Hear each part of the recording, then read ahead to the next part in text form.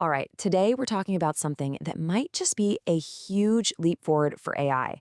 Google just dropped a new model called Gemini, and the claim is that it can understand the world in a totally new way.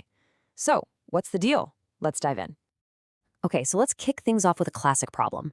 You're looking at a student's physics homework. You've got the diagrams, the handwritten equations, and, well, let's just say the handwriting has a lot of personality. This is exactly the kind of messy, real-world thing that you'd think only a human could really figure out. So here's the big question. Could an AI actually get this? I don't mean just read the text, but actually understand the physics problem, find the one spot where the student went wrong, and then walk them through the right way to do it. I mean, that's a test of real understanding, right? Well, the answer is a pretty resounding yes. And the tech that pulls it off is this brand new model from Google called Gemini. So, what's the secret sauce here? Well, the key phrase you're going to hear over and over is that Gemini was built from the ground up to be natively multimodal. I know it sounds a little jargony, but hang with me, because this one idea is the key to understanding what makes this thing so different. So, what does natively multimodal even mean? It means the AI was trained from day one to understand everything all at once. We're talking text, images, audio, video, all flowing in together as one single input. This isn't just a text AI that had some vision features kind of bolted on later. No, its entire brain was designed to be multisensory from the very start. And this diagram really shows you what's going on under the hood. You see all of these different kinds of information, audio, pictures, words, they're all going into one central model. And that is so important. It's not a bunch of separate parts trying to talk to each other. It's one system, processing the world in a unified way. Okay, a cool new design is one thing, but does it actually work any better? Let's get to the report card, the benchmarks. Because honestly, the numbers here are pretty wild. And here it is. This is the big headline. Gemini Ultra is the very first AI model to hit what's called human expert performance on this massive test called the MMLU. Now look at that number, 90.04%. To give you some context, this MMLU test is a monster. It covers 57 different subjects, everything from law and ethics to physics and math. The established score for actual human experts is 89.8%. So this isn't just another high score. It's the first time an AI has officially, on paper, surpassed that human expert level on this specific benchmark. And you can really see that natively multimodal design paying off in other areas too.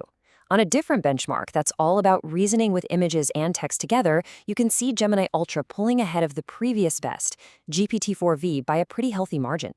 This just proves that its unique architecture is really delivering. But this isn't just some one-off, super-powered model.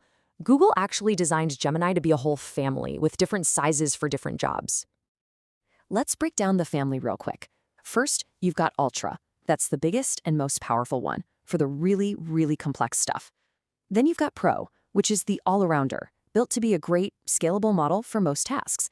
And finally, there's Nano, which is super efficient and designed to run right on your phone. So here's why that matters. Ultra is for solving those massive, grand challenge problems. Pro is what's going to power the apps and services we use every day. And Nano, that's about putting some serious AI smarts right in your pocket. It's a whole strategy to get this tech everywhere, from data centers to your device.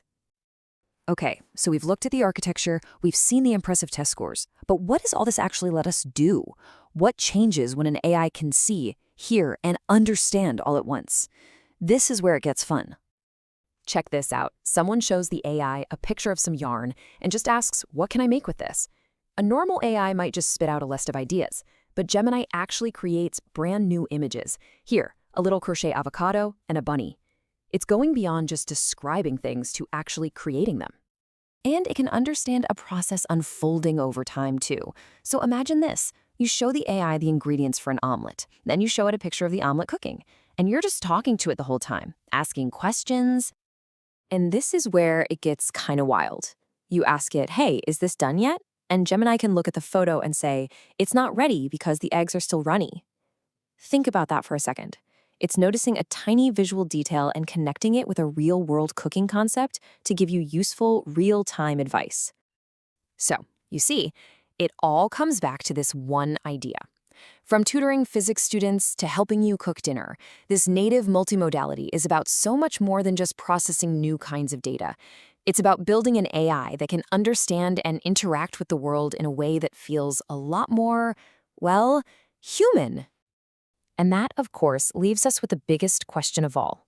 As AI starts to truly see, hear, and read our world, all at the same time, and breaks out of that simple text box, what kinds of problems, the ones we thought were impossible, are we going to ask it to solve next?